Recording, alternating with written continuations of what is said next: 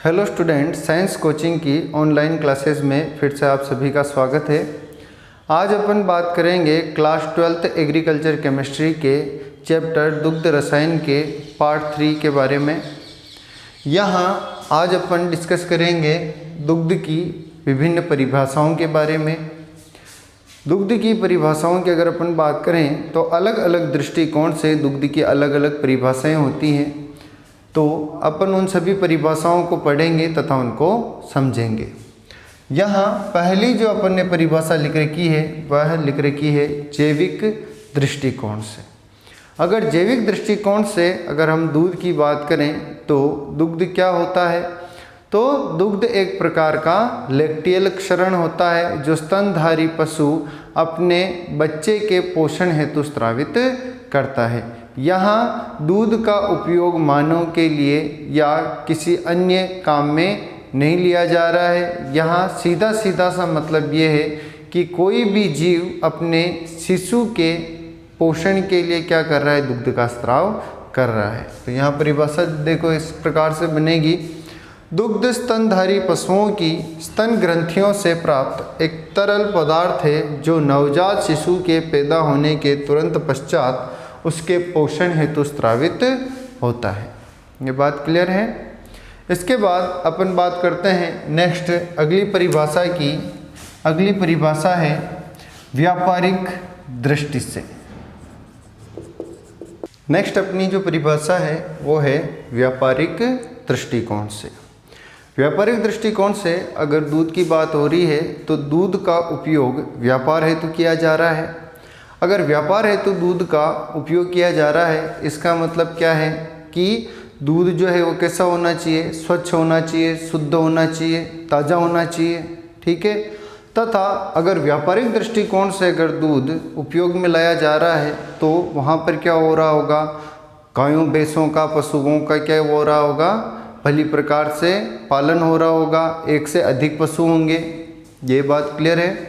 तो यहाँ परिभाषा जो है अपनी वो है एक या एक से अधिक स्वस्थ पशुओं से जिनका भली प्रकार से पालन पोषण हुआ है, वत्स जनन के 15 दिन पूर्व तथा 10 दिन पश्चात जो स्वच्छ एवं ताज़ा क्षरण प्राप्त होता है वही क्या कहला रहा है, दूध कहला रहा है। यहाँ दो जो कंडीशंस हैं वो है 15 दिन पूर्व तथा 10 दिन पश्चात का जो दूध होता है वह व्यापारिक दृष्टिकोण से दूध में सम्मिलित नहीं किया जाता है।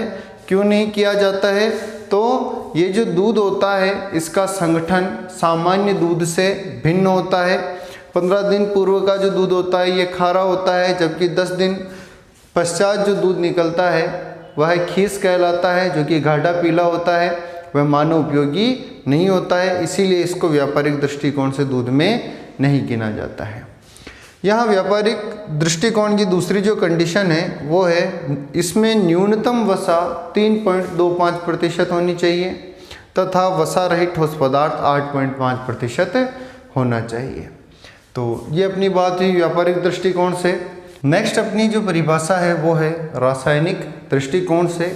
रासायनिक दृष्टिकोण से यदि हम दुग्ध की परिभाषा देखते हैं तो इसमें दुग्ध के विभिन्न अवयव पढ़ते हैं तथा वो किस प्रावस्था में दुग्ध में उपस्थित होते हैं। तो यहाँ अगर अपन परिभाषा की बात करें तो रासायनिक दृष्टि से दुग्ध एक विषमांग उत्पाद है। 11th क्लास में आपने पढ़ा होगा समांगी मिश्रण और विषमांगी मिश्रण। तो दुग्ध एक विषमांग उत्पाद है जिसमें वसा, प्रोटीन, शर्करा, खनिज पदार्थ तथा अन्य अवयव क्रमशः इमल्सन, कोलाइडी निलंबन तथा वास्तविक विलयन के रूप में जल की सतत तरल प्रावस्था में उपलब्ध रहता है। तो यहाँ पे जो मेंशन करने वाली बात है, यहाँ माध्यम क्या है, जल है, जिसमें वसा, प्रोटीन, शर्करा, खनिज पदार्थ तथा अन्य अवयव पाए जाते हैं। यहाँ जो क्वेश्चन मेन बनता है वो है इनकी प्रावस्थाएं क्या होती है। तो वसा जो है इमल्सन के रूप में रहती है, प्रोटीन कोलाइडी निलंबन के रूप में रहता है, शर्करा खनिज पदार्थ तथा अन्य अवयव वास्तविक विलयन के रूप में दूध में उपस्थित होते हैं। तो ये बात होगी अपने रासायनिक दृष्टिकोण से। यहाँ पे जो 2 पॉइंट ध्यान रखने हैं वो क्या है कि पहली चीज़ तो खीस को कभी भी दुग्ध की परिभाषा के अंदर सम्मिलित नहीं किया जाता है, सिवाय जो जैविक दृष्टिकोण है। ठीक है, जैविक दृष्टिकोण में खीस को भी सम्मिलित किया जाता है दूध में, लेकिन जो इससे पहले अपन ने पढ़ा व्यापारिक दृष्टिकोण से और रासायनिक दृष्टिकोण से दुग्ध की अगर परिभाषा दी जाती है तो उसमें दुग्ध में सम्मिलित नहीं किया जाता है। किसको? खीस को। नेक्स्ट अगला जो पॉइंट अपने को ध्यान रखना है वो क्या ध्यान रखना है कि कभी भी अपमिश्रित दूध को दुग्ध में नहीं गिना जाएगा, मतलब जिस दूध में मिलावट की गई है उसे दुग्ध में नहीं गिना जाता है। नेक्स्ट अपनी जो परिभाषा है वो है विपणित दूध, या इसे इंग्लिश में नाम दिया जाता है मार्केट मिल्क। मार्केट मिल्क से क्या अभिप्राय है? तो वह दूध जो कि मार्केट में उपलब्ध है, ठीक है, मतलब मार्केट में उपलब्ध है जिसे अपन सीधे ही किसी न किसी उपयोग में ले सकते हैं। यहाँ पर अगर अपन इसकी परिभाषा देखें तो स्वस्थ दुधारू पशु से पूर्ण दोह से प्राप्त पूर्ण ताज़ा एवं स्वच्छ स्राव जिसमें ब्याहने से 15 दिन पूर्व तथा 10 दिन पश्चात का स्राव सम्मिलित न किया गया हो, यह क्या कहला रहा है? मार्केट मिल्क या विपणित दूध। यहाँ अपन बात करें तो जो मार्केट मिल्क होता है उसमें वसा व वसा रहित ठोस पदार्थ जो है वो कम से कम एक निश्चित मात्रा में उपस्थित होने चाहिए। यहाँ पर मार्केट मिल्क में 2-3 जो इम्पोर्टेंट क्वेश्चन जो बनते हैं उसमें पहला जो पॉइंट है वो है कि मार्केट मिल्क में वह दूध सम्मिलित नहीं किया गया है जो कि कोई उत्पादककर्ता स्वयं के उपयोग के लिए खुद के रख लेता है, मतलब मार्केट में नहीं भेजता है, उसे मार्केट मिल्क में नहीं रखा गया है। नेक्स्ट, वह दूध भी मार्केट मिल्क में नहीं आता है जिसका उपयोग दुग्ध उत्पाद बनाने के काम में लिया जा रहा है। बात आ गई समझ में? तो ये 2 पॉइंट अपने को विपणित दूध या मार्केट मिल्क में ध्यान रखने हैं। नेक्स्ट अपनी जो परिभाषा है वो है संपूर्ण दुग्ध। संपूर्ण दुग्ध की अगर अपन बात करें तो स्वस्थ पशु से प्राप्त किया गया दूध जिसके संगठन में कोई परिवर्तन न किया गया हो वही क्या कहलाता है? संपूर्ण दुग्ध कहला रहा है।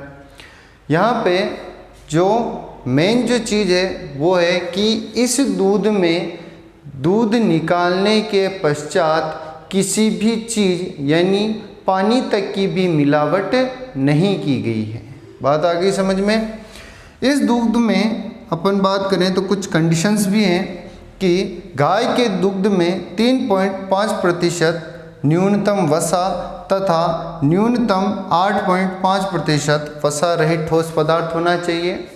वहीं भैंस के दूध में न्यूनतम 6% वसा तथा न्यूनतम 9% वसा रहित ठोस पदार्थ होना चाहिए। नेक्स्ट अपनी परिभाषा है मानकीकृत दूध। मानकीकृत दूध इस प्रकार का दुग्ध होता है जो कि मार्केट में पैकिंग के रूप में मिलता है। इस प्रकार का जो दूध होता है उसमें दुग्ध प्रसंस्करण करके दुग्ध में या तो सपरेटा मिलाया जाता है या उससे क्रीम निकाल ली जाती है तथा किसी भी प्रकार से उसमें न्यूनतम 4.5% वसा तथा 8.5% ठोस पदार्थ की मात्रा निश्चित कर दी जाती है। तो यहाँ इसकी परिभाषा जो बन रही है वह है वह दूध जिसमें वसा तथा वसा रहित ठोस पदार्थ की मात्रा दूध से क्रीम निकालकर या उसमें सपरेटा मिलाकर दूध में न्यूनतम वसा 4.5% तथा वसा रहित ठोस पदार्थ 8.5% रखी जाती है। अब यहाँ पे बात आती है कि सपरेटा क्या होता है? तो सपरेटा एक प्रकार का प्रोटीन पाउडर होता है जो कि नॉर्मली सोयाबीन का जो आटा होता है उससे तैयार किया जाता है। नेक्स्ट अपनी जो परिभाषा है वो है टोंड दूध। टोंड दूध जो है वो मानकीकृत दूध से किस प्रकार भिन्न है, पहले बात कर लेते हैं। तो मानकीकृत दूध में अपन ने क्रीम निकालने की बात करी थी, परंतु यहाँ टोंड दूध में क्रीम नहीं निकाल कर इसमें क्या मिलाया जाता है, पानी मिलाया जाता है या फिर मिलाया जाता है सपरेटा। तो इस प्रकार का जो दूध होता है उसमें न्यूनतम 3% वसा तथा न्यूनतम 8.5% वसा रहित ठोस पदार्थ होता है। इस प्रकार के दुग्ध की अगर अपन परिभाषा देखें तो दूध में सपरेटा तथा पानी मिलाकर टोंड दुग्ध प्राप्त किया जाता है, जिसमें न्यूनतम वसा 3% तथा वसा रहित ठोस पदार्थ 8.5% रखा गया है। ठीक है, यह बात होगी अपने टोंड दूध की। नेक्स्ट अपनी परिभाषा है डबल टोंड दूध। डबल टोंड दूध और टोंड दूध की अगर अपन अंतर की बात करें तो इनमें केवल इतना सा अंतर है कि जहां टोंड दूध में वसा 3% थी, यहाँ डबल टोंड दूध में 1.5% होती है तथा टोंड दूध के अंदर वसा रहित ठोस पदार्थ 8.5% था, वहीं डबल टोंड दूध में वसा रहित ठोस पदार्थ न्यूनतम 9% होता है। अर्थात वही काम किया जा रहा है, दूध में सपरेटा और पानी ही मिलाया जा रहा है, लेकिन यहाँ पानी और सपरेटा की मात्रा ज़्यादा होती है, जिससे वसा की प्रतिशत मात्रा घट जाती है तथा वसा रहित ठोस पदार्थ की मात्रा हल्की सी बढ़ जाती है। नेक्स्ट अपनी परिभाषा है पुनः संयोजित दूध। पुनः संयोजित दूध क्या है? तो पुनः संयोजित दूध एक प्रकार की कोशिश है जिसमें अपन वसा, सपरेटा तथा दूध पाउडर जो होता है उसको मिलाकर एक ऐसा संगठन बनाते हैं जो कि एक वास्तविक दूध के समान होता है। इस प्रकार का जो दूध होता है उसमें न्यूनतम 3% वसा तथा 8.5% न्यूनतम वसा रहित ठोस पदार्थ होता है। तो इसकी अगर अपन परिभाषा देखें तो वह दूध जो बटर, ऑयल, सपरेटा, दूध पाउडर तथा पानी की निश्चित मात्राओं को मिलाकर तैयार किया गया हो, वही क्या कहलाता है? पुनः संयोजित दूध कहलाता है। यहाँ पर अगर अपन बात करें कि पुनः संयोजित दूध और पुनः रचित दूध में क्या अंतर है, तो पुनः रचित दूध जो था वह दूध पाउडर को पानी में मिलाकर बनाया गया था, परंतु जो पुनः संयोजित दूध है उसमें बटर, ऑयल, सपरेटा, दूध पाउडर को पानी में मिलाकर तैयार किया जाता है। नेक्स्ट अपनी परिभाषा है पुनः रचित दूध। पुनः रचित दूध क्या है?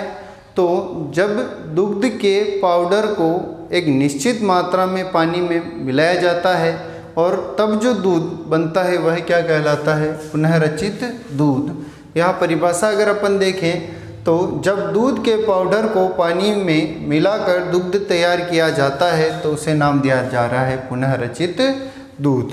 यह अनुपात दूध पाउडर और पानी का 1:8 में लगभग होता है। नेक्स्ट अपनी परिभाषा है पूरित दूध।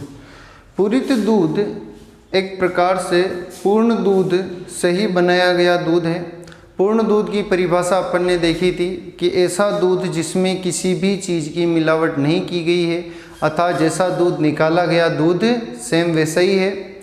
अगर उस दूध में से जो दुग्ध वसा है उसको निकाल दिया जाए तथा उस दुग्ध वसा के स्थान पर वानस्पतिक वसा जो होती है, अर्थात जो पेड़ पौधों से जो वसा प्राप्त होती है उसको दुग्ध में प्रवेश करा दिया जाए, अर्थात उसका मिश्रण कर दिया जाए, तो उसके पश्चात वह दूध क्या कहलाएगा?